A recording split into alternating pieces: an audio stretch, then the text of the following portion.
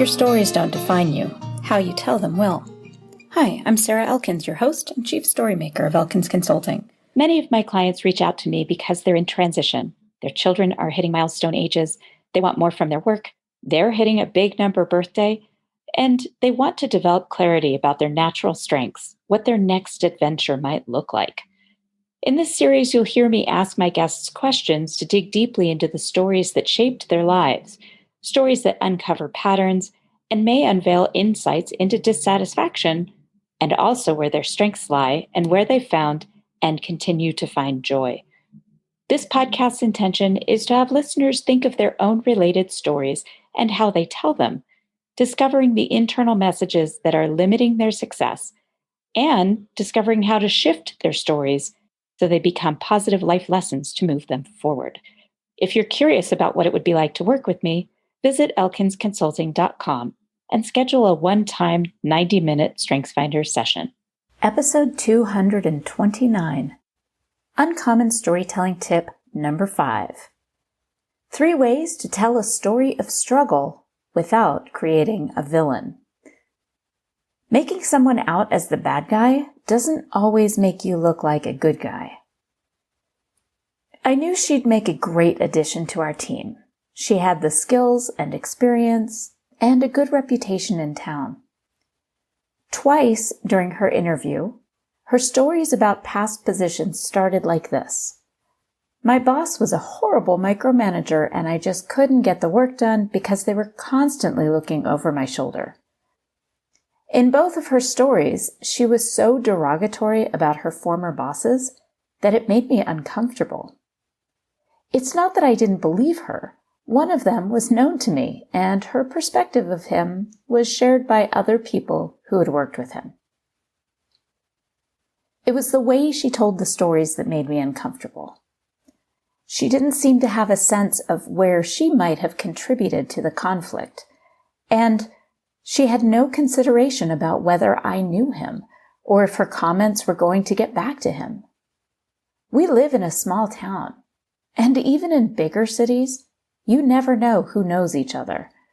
We are highly interconnected, especially within industries and network circles. It sounded like she was seriously burning bridges. Her stories made me wonder how she'd talk about our team and agency if things didn't work out for her there. She didn't get the job.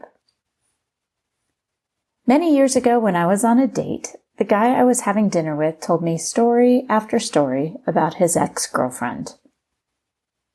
I could hear the pain and disappointment in his voice, and I had a strong feeling he had experienced significant cruelty from her. But all I heard was his side of the story. I couldn't help but wonder how she would describe their relationship and breakup, and worse, whether this is how he would talk about me to the next girl. Are you seeing a pattern here? The stories you share and how you share them matter. You're building your reputation, your brand, the perceptions people will have of you every time you share a story. So how can you demonstrate your experiences, especially your most challenging people-related experiences, without vilifying the other characters, even if they deserve it? Here are 3 tips. First, tell the story as an observer. Remove emotionally charged words and judgment. Second, acknowledge the humanity of the challenging characters. People are multidimensional. Share something about what the person might be going through. And third, share the story for the lessons you learned. What would you do differently now in a similar situation?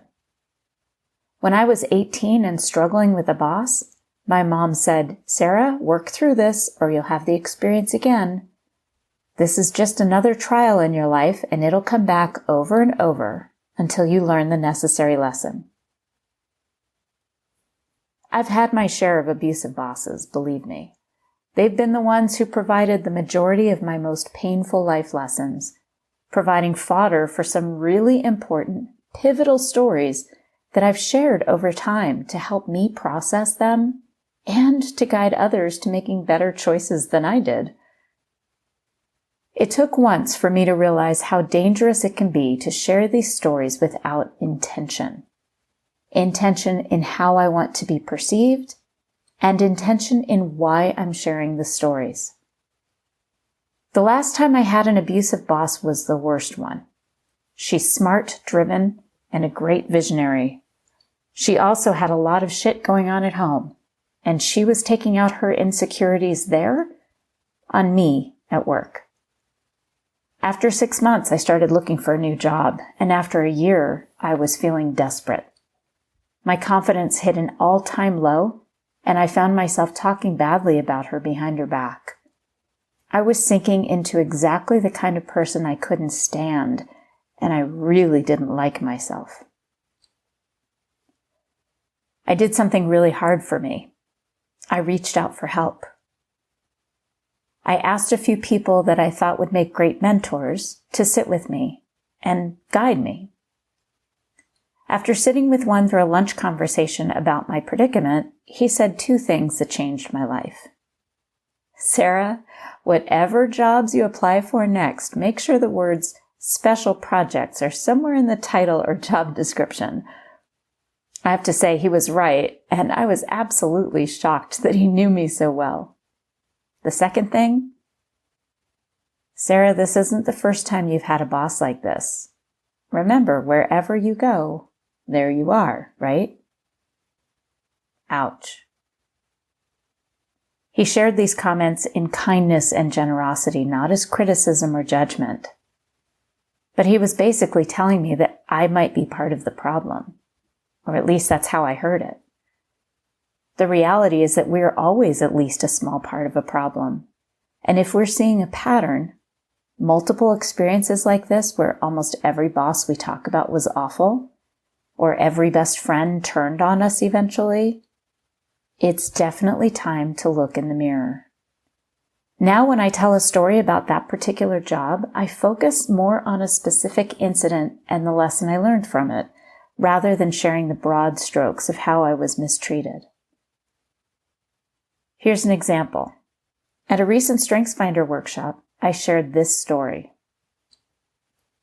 When I worked as a compliance officer for a multi-million-dollar federal grant, yes, compliance officer, and I don't even like rules, so it wasn't exactly a great fit for me.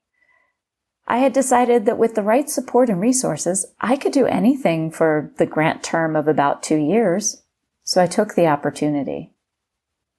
Now that I look back at the experience, I realize how my strengths played into my success there, and where they contributed to my struggles. I knew myself well enough to know that I needed to create processes and systems to keep myself accountable, and to make sure I didn't lose details as I shifted into what I knew would become maintenance mode. And once I built a database with lots of drop-down and select menus so I could avoid manual typing wherever possible, I started to make calls and visits to get to know our subgrantees. See, even then, before I knew it, I was using my talents in strategy and process creation first, and then my influencing and relationship building talents, so compliance would be easier for the subgrantees and for me. They would want to be compliant as opposed to have to be. They trusted me with questions and concerns, and they liked me, which I knew would serve me well in this role. My boss's talents, now that I look back, I can guess at what they were complete contradictions to mine. Her perception of responsible behavior, or real work, looked like slaving over the computer, paperwork, analyzing data. I can look back at our relationship and see that beyond her personal struggles that were causing friction between us, she had rigid filters about what work looked like, and the way I was accomplishing tasks simply didn't look like real work to her. I didn't know how to express this to her, how to take her along for the ride of how I was approaching my job, so we were left with miscommunication and conflict. No matter how much evidence was piling up about the good work I was doing, Our funders even asked to use the reports I was creating as samples and examples for their other grantees. But she couldn't see through those opaque filters of what work should look like. And no matter how much she tried to manage me, I couldn't see this from her perspective because my filters were so different. The beauty of the whole experience is that I learned so much about myself. I uncovered some damaging patterns from my career and have made significant changes in my approach to people who think differently from me, to people who have seemingly contradictory or conflicting natural strengths to mine.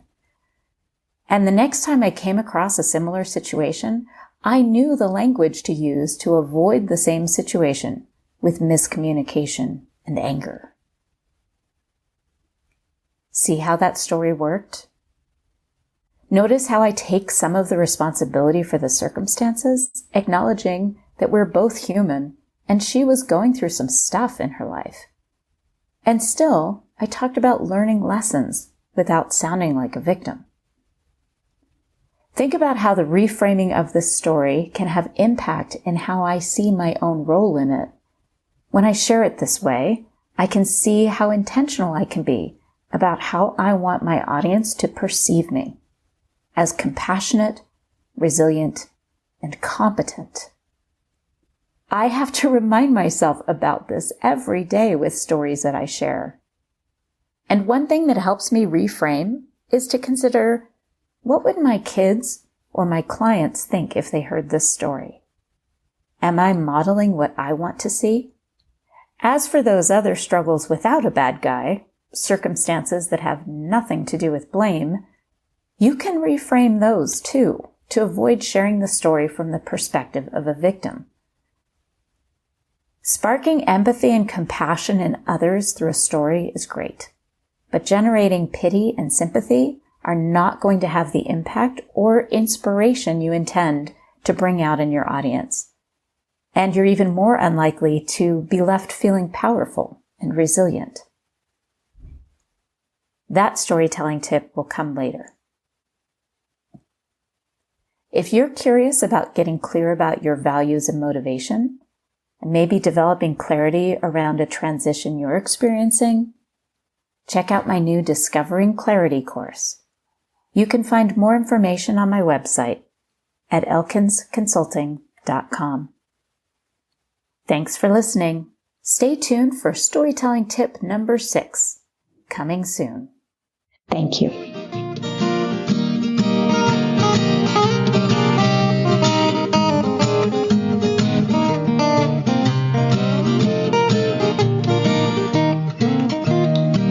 Now listen to me, honey, while I say, how could you tell me that you're going away?